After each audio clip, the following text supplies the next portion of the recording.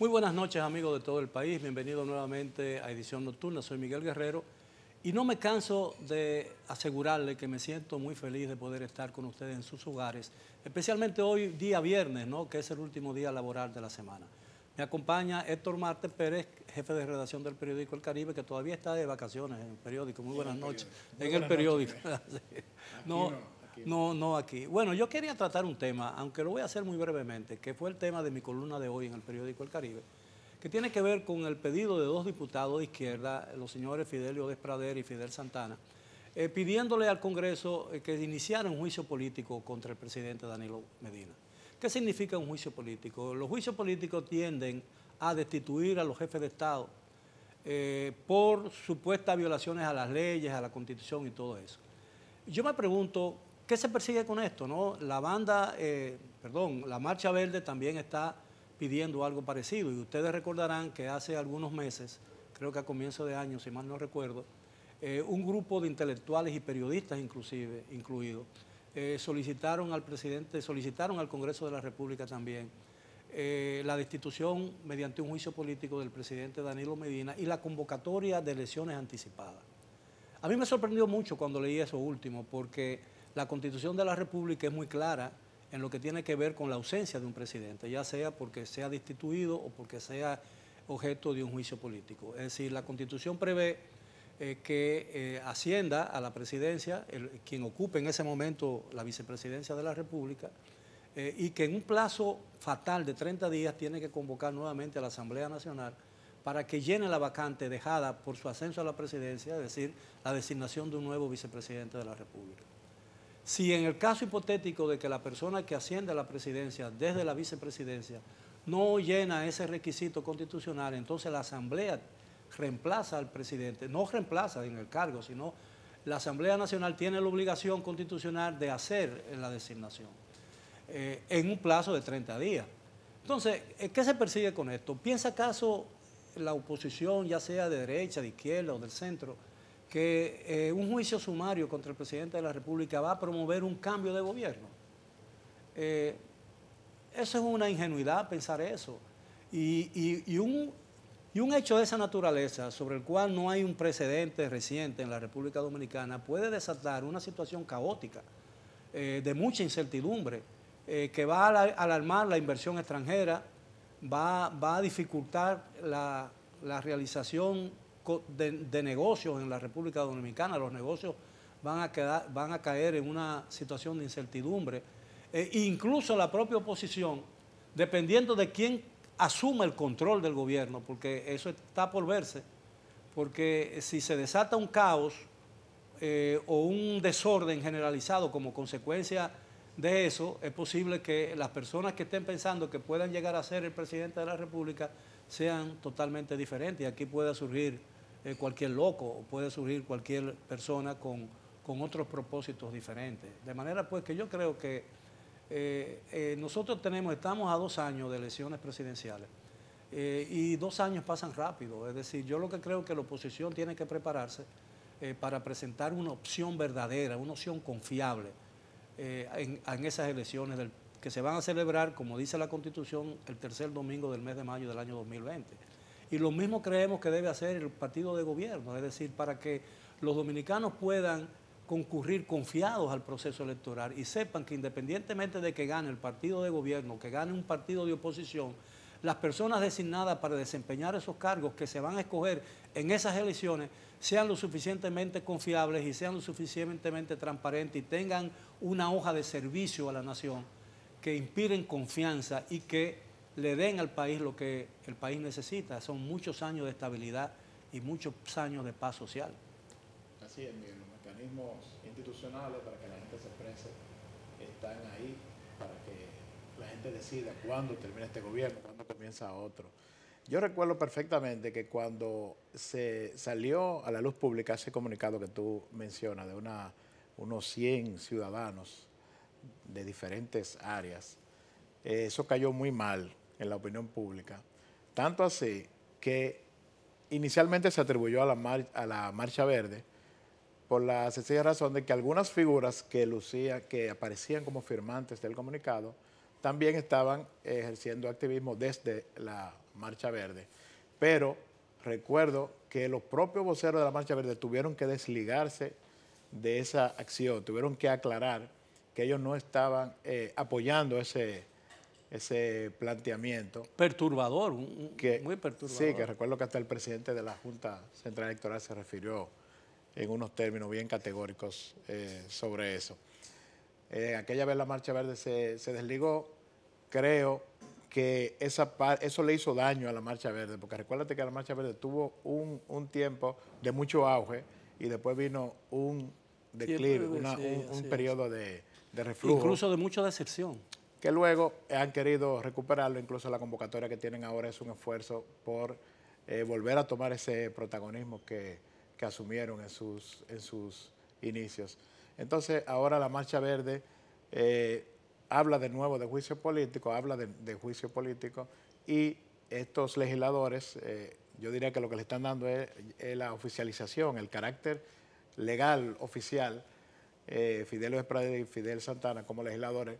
Realmente estas son figuras que se utilizan en muchos países y aquí también existen los mecanismos. El Congreso se supone, la Constitución lo prevé. Sí, además el Congreso tiene un rol aquí en países como el nuestro que no lo ejerce a plenitud, que es el rol de fiscalizador. Existe un sistema de checks and balances, que es el sistema norteamericano, y nosotros tenemos un sistema muy similar, que debería ser así, o sea, los poderes, para que un poder no predomine sobre el otro, se supone que el poder... Todos los poderes tienen sobre sí un mecanismo de supervisión sobre ellos. De supervisar al otro para que no predomine mucho uno sobre otro, lo cual es correcto, pero hablar de juicio político, o sea, ¿cuáles son los motivos? ¿Cuáles son los...? Yo no creo que haya razones. que mencionan un grupo de razones como mezcladas, quizá la de los moños. Sí, yo no creo que existan razones valederas para intentarlo siquiera para proponerlo. Y yo creo que la oposición más sensata del país así lo entiende. Quizás si no lo dice es porque aquí la gente, no sé, la gente piensa que aceptar que el otro, tu adversario, haga una cosa bien hecha es ya una claudicación. Una señal de debilidad. Sí. Yo creo todo lo contrario. Yo siempre he sostenido que jugar a que los gobiernos fracasen para uno aprovecharse de eso es una política y una táctica muy equivocada. Porque si un gobierno fracasa, ¿quién lo sustituye? Se va a encontrar en dificultades muy grandes y le va a resultar muy difícil sortear los problemas que se le presenten en el ejercicio del poder. En países realmente democráticos, con vocación de servicio democrático realmente, la oposición en cierto momento se convierte en un aliado del gobierno, del buen gobierno, y es lo que realmente enderezan las malas acciones de un gobierno y lo ayuda a enderezarse cuando se equivoca, porque eso es la democracia, ¿no? La democracia es cooperación, la democracia es cultura, es una tradición de servicio a la comunidad. Eso es lo que es la democracia en sentido ya definitivo, ¿no? En sentido real, la democracia. Ahora, yo digo que usando un escenario imaginario, vamos a poner que la Cámara de Diputados, atendiendo a la demanda de la Marcha Verde, que no sé quién la dirige, yo no sé quién es el liderazgo de la Marcha Verde, aparecen algunas figuras que no creo que sean realmente los líderes, hay mucha gente detrás de la Marcha Verde. Además ellos han tenido una estrategia desde el principio de tratar de evitar como que un vocero brille demasiado. Sí, claro. Bueno, entonces por eso se ve como el vocerato como tan disperso. A veces en los medios de comunicación y no queremos alguna opinión y no sabemos a quién acudir directamente. Pero la Marcha Verde, eso no... ¿Quién está detrás de la Marcha Verde? Bueno, pero vamos a poner un escenario imaginario. La Marcha Verde y la demanda o la exigencia de un juicio político tiene éxito y el presidente Danilo Medina es sustituido. ¿Qué pasaría en ese escenario imaginario? Es improbable. Bueno, que la vicepresidenta de la República, la doctora Margarita Cedeño de Fernández, asumiría la presidencia. Eso es lo que dice la Constitución, no yo. Eso es lo que dice la Constitución. Y lo que debe hacerse para que el país no se interrumpa el orden constitucional. Por eso es que existe una vicepresidencia. Entonces, ¿qué pasaría? Que ella tendría que en 30 días llamar a las cámaras, a la Asamblea Nacional, para que designe la vacante dejada en la vicepresidencia de la República. sacado de mala manera el presidente y uno de los dos líderes principales del cargo de presidente, ¿a quién escogería el partido de gobierno que controla ambas cámaras? ¿A quién? ¿A Ciprián, el que vende China? ¿A Bonifacio Rodríguez? ¿A Juancito Tirapiedra? No, escogería al segundo líder o al expresidente que ya ha ejercido el poder por 3 periodos. Ni va a coger una figura de la Marcha Verde. Ni va a coger una figura de la Marcha Verde, ni va a coger una figura del PRM. Entonces va a escoger el partido para protegerse y fortalecer el liderazgo, va a coger a Leonel Fernández. Por jerarquía política, va a ser el expresidente de la República, vicepresidente de la República. Pues no se respetaría. Entonces, ¿qué haría? Obligarían al presidente a renunciar para que él la subiera de nuevo.